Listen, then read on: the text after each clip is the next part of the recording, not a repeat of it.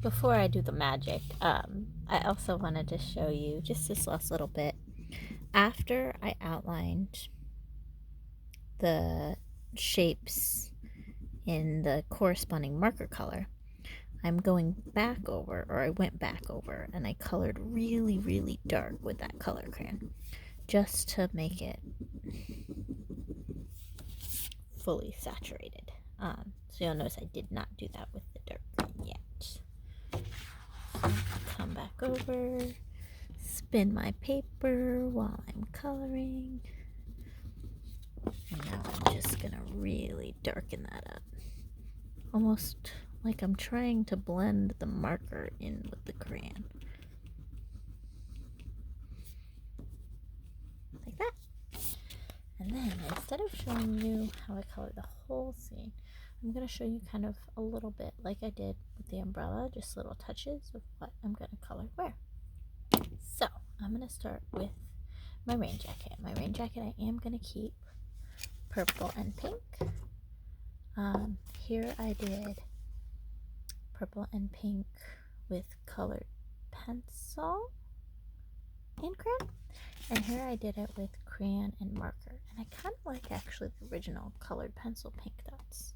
So I'm looking for my pink colored pencil because I do my dots first.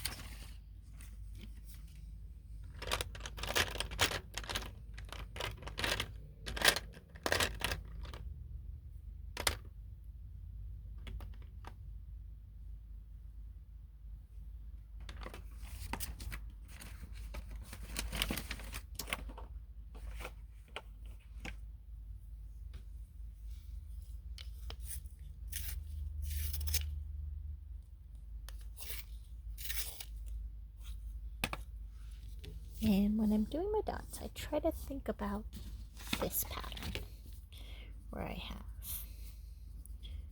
2 dots, 1 dot, 2 dots, 1 dot, 2 dots, 1 dot. That's kind of the pattern I'm thinking of. And then, of course, I will extend it beyond if the space is wider.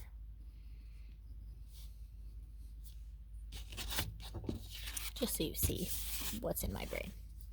So I'm going to start right about here. I'm going to do 2 dots, and then 1, and then 1, 2, and then 1, 1, 2, 1. Now's the part where I extend the pattern. I'm going to have 1 here, 1 here, 1 here, and you'll start to see the pattern emerge. I'm trying to evenly space my dots out.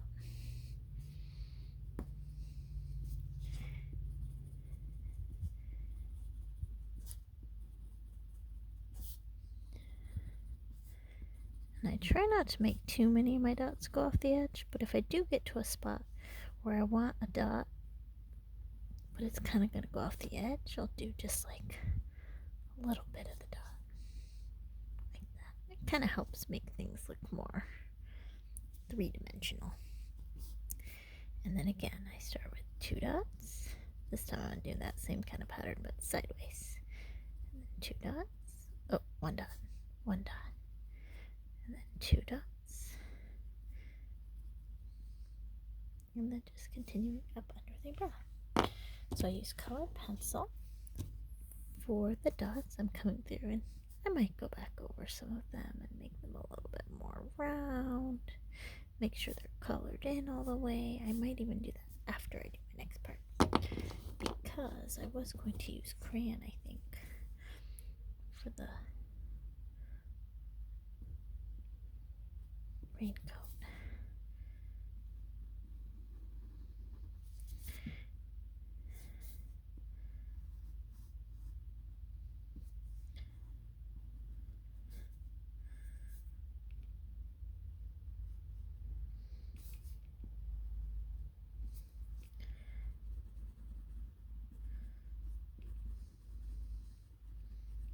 And I'm coloring in around the dots. And I'm kind of wishing there was more contrast now. My dots almost look the same color as my rain jacket.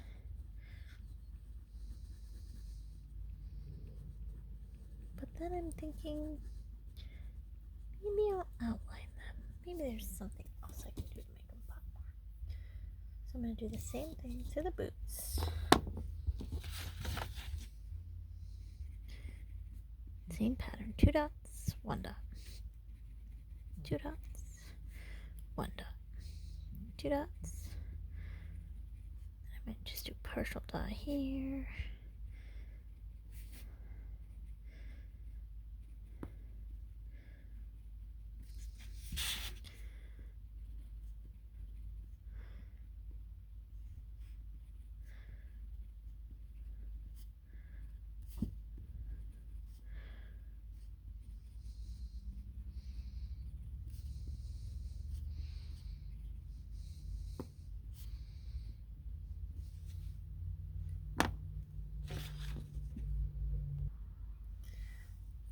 So that I don't spend all of this time just filming myself coloring, I kind of set up the materials I'm going to be using for the next couple parts. So as I said, it was mixed media of colored pencils, crayons, and markers. And for this next little bit, I used mostly crayons for the coloring, markers outline, and colored pencils a little bit for like some outline and details too.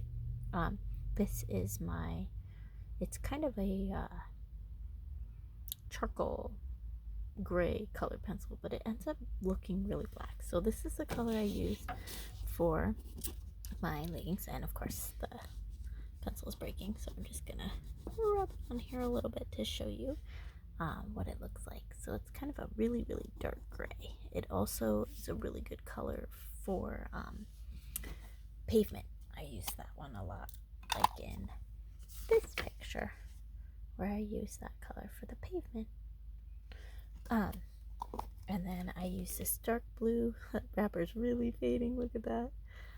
For my puddles, I'm just gonna color in my puddles really quickly.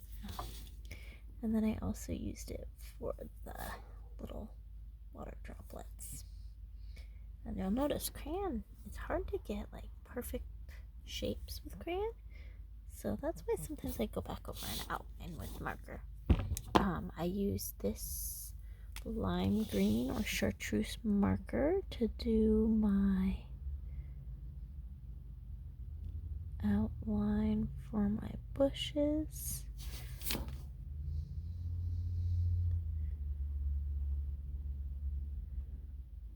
And then when I was coloring in my bushes, I used the same color but the crayon version. And I use a technique where you do little circles. It's called scumbling. And you're just kind of moving your crayon in a circular motion. And because I also want to use the same color for the grass, but I'm going to do a different motion for grass. I'm going to do straight back and forth with the grass. I wanted to add a little more detail. So I used my dark green to do some scumbling on top for the bushes. That way you can see a little more definition and difference between where the bushes are and where the grass is. So that was how I got that kind of effect on the bushes. For the fence, I used burnt sienna, so brown crayon, and I colored the fence first. You'll notice a lot of times I use the crayon in the direction I want the line. So see how my fence lines were going like this? I want the fence to look like this, up and down. And then to get the edges, I turn my crayon that way. But I want most of the lines to look like they're going up and down.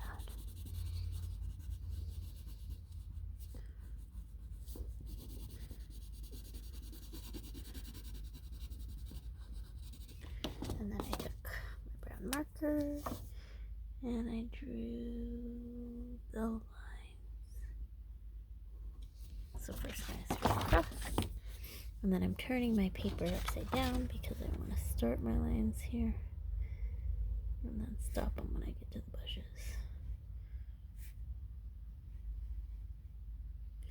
And I'm trying to go as straight as I can without using a ruler. Just slowly pushing my hand. It's almost like I'm dragging the marker across the paper.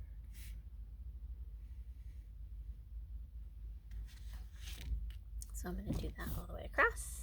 And then, let's see, I should be before I did that. Oh, for my hand, I think I'm kind of a peachy color. So I use peach color in my little hand. And then I will go back and through, remember my wiggly fingers. I will go back through and, oh, actually I'm going to erase that wiggly bit before color in my wiggly little pinky there.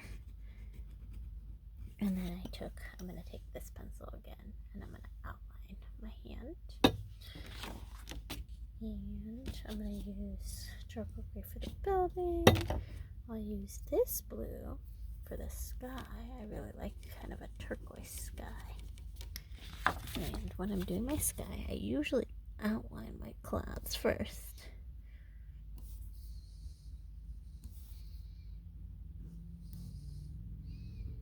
That way I can leave them white.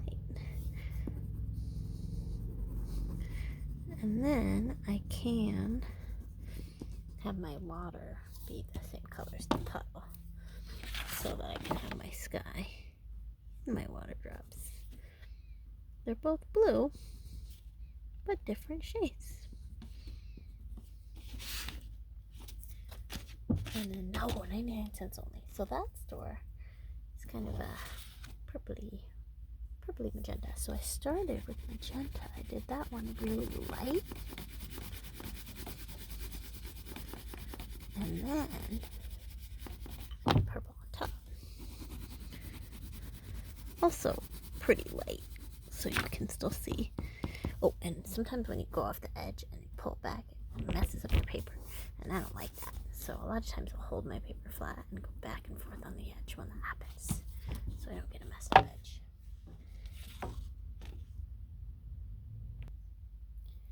And with the magic of pausing, here is the final result.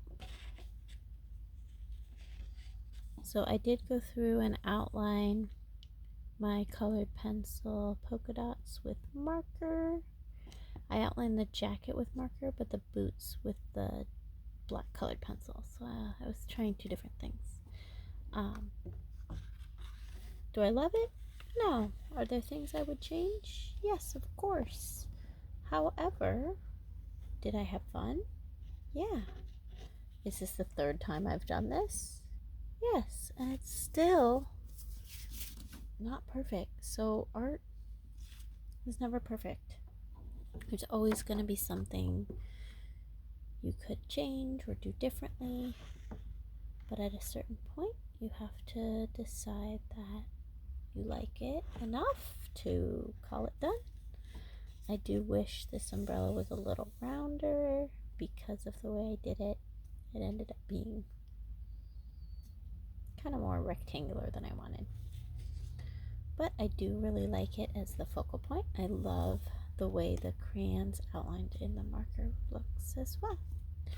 So I hope you had fun and learned some things, and until next time, this is Miss Forrest saying bye.